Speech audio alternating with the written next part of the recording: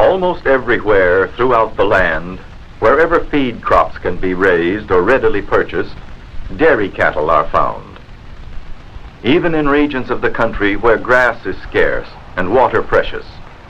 For milk and milk products are part of the daily diet of almost every American.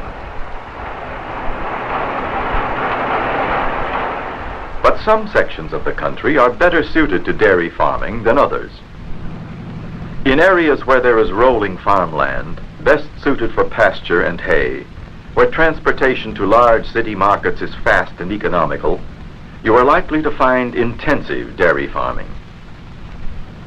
More than 75% of America's dairy cattle are concentrated in a belt that stretches across the eastern half of the nation, in a region where the growing season is too short to produce more profitable cash crops. For more than half a century, dairy farming has been a major occupation in the upper western section of this belt. Although dairying methods vary from place to place, a farm in the dairy belt reflects many of the problems of the entire dairy industry. Most dairy farms today are owned and operated by a single family. Together, a father, his sons, and occasional hired help tend the cows and work the fields. But recently, a new kind of farm has appeared. A push-button farm, where one or two men, together with a sizable investment in modern machinery, do the work efficiently and profitably. This highly mechanized type of farm is part of a revolution that is occurring in the dairy industry.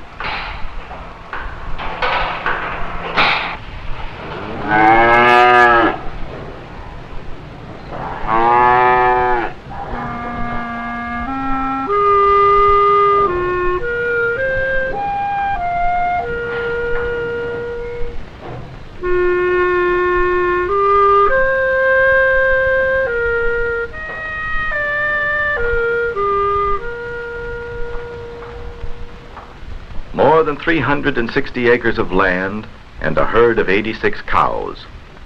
These are the property of the Lawrence Hartman farm. Before him, Lawrence Hartman's father and grandfather owned and worked the same land. The Hartman dairy farm is modern. Tractors and trucks, harvesters, plows and planters help Lawrence and his father do most of the field work themselves, efficiently and profitably.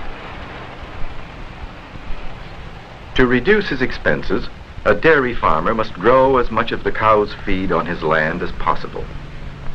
The Hartmans use modern methods like contour farming, planting crops in a pattern that cuts across the slope of the land. This prevents rain from washing both crops and topsoil away and makes every square foot of the fields productive.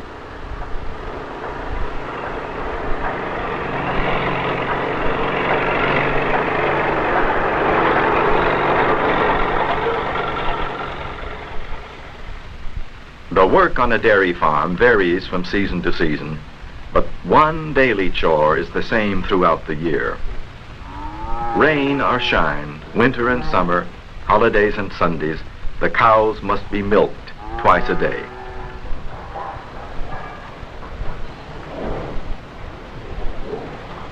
Milking time is feeding time. Before the cows come into the barn for milking, the Hartmans set out hay, silage, and grain. In the milk house close to the barn, Mr. Hartman Sr. prepares the milking machines. The cows of this herd are called brown Swiss. Other well-known dairy breeds are Holstein, Guernsey, Ayrshire, and Jersey cows. Each breed produces a special quality or quantity of milk. Cleanliness is a major concern of every dairyman. To prevent germs from getting into the milk, the cow's udders are washed with a disinfectant. Then the cups of the milking machines are washed in an antiseptic solution before they are attached to the cow.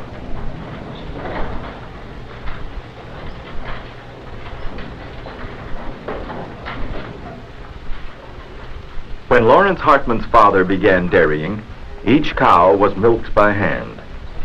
Today, with modern equipment, the Hartmans are able to clean, feed, and milk more than 80 cows in less than 2 hours. To produce milk, a cow must first bear a calf. And there are always young calves on the Hartman farm, a new generation to add to the herd. There's a new generation of Hartmans on the farm, too. Brian and Rhonda are too young to do heavy work, but they are learning some of the chores that keep their father and grandfather busy from sunup to sundown.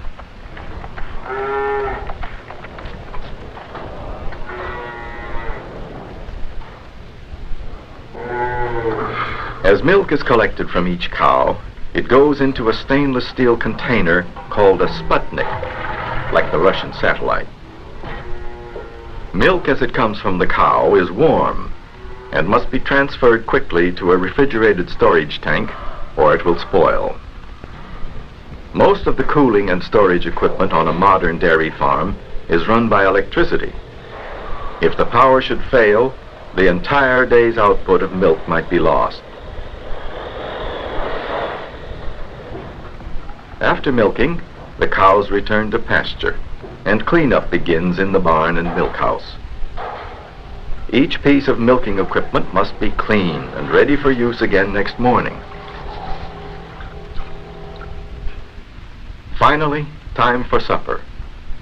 Few men in business work as hard as the dairy farmer, for even at the end of the day, there are chores to do. Like every businessman, Lawrence Hartman has paperwork, bills to pay, and books to keep. He keeps a record of the birth, illness, and production of every cow, notations on the yield and cost of each crop, along with the income from the sale of his milk. In spite of long hours, hard work, and many problems, the Hartmans are satisfied with their way of life.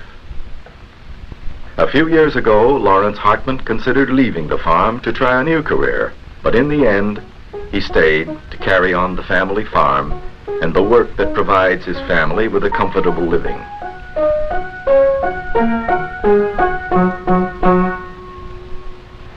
Bedtime? Brian's ready, but not his dad. There are few moments in the day that a dairy farmer can call his own. Even at night, there is usually some detail that requires attention.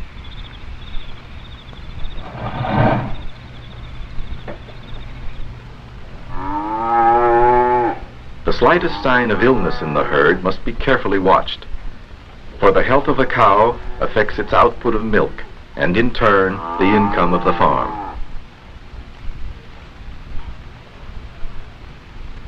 The cows in the Hartman herd represent an investment of thousands of dollars. It is only good business to protect this investment.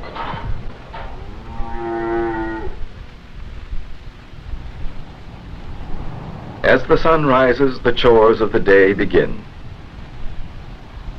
Each structure on a dairy farm has a special purpose. Silos store chopped corn and feed.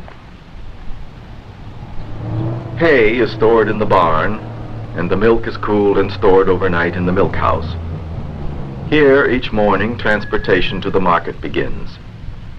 The Hartmans sell their milk to processors, who pasteurize it and ship it to markets in the city. Since milk is highly perishable, it must be delivered to food stores quickly. That is why many dairy farms are clustered around large cities, where good highways provide rapid transport to the market.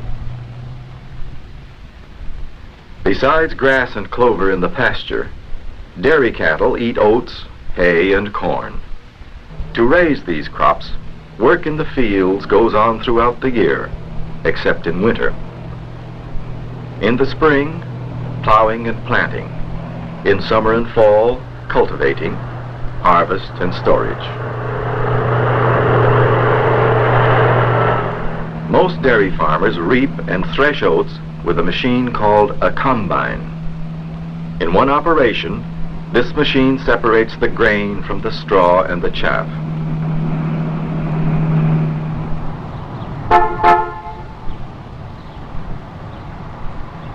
trip to town is almost a daily event on the Hartman farm. The market town is only a few miles away.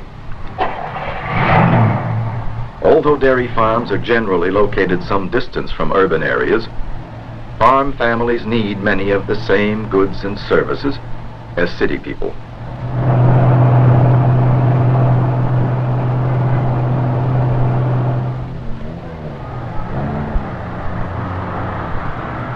Small communities like this serve as shopping centers for farm families.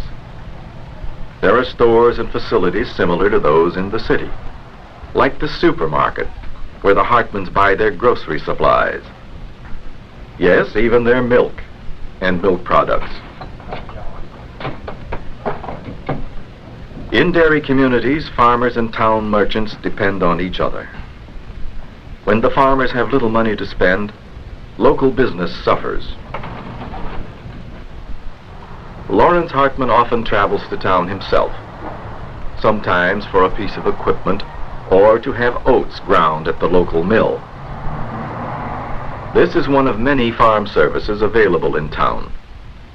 In most dairy communities, you will find feed and grain suppliers, farm equipment dealers, and general supply stores. Here, dairy farmers meet to exchange views on everything from politics to sports, but more often than not, the problems of the dairy business. One problem that concerns most dairymen is growing competition from larger, more efficient mechanized farms. What does this mean to dairymen like Lawrence Hartman? All over the nation, farmers face a common problem: the need to produce more with less labor. To meet this need, some dairy farms have turned to mechanization. This ultra-modern dairy farm is run almost entirely by machinery.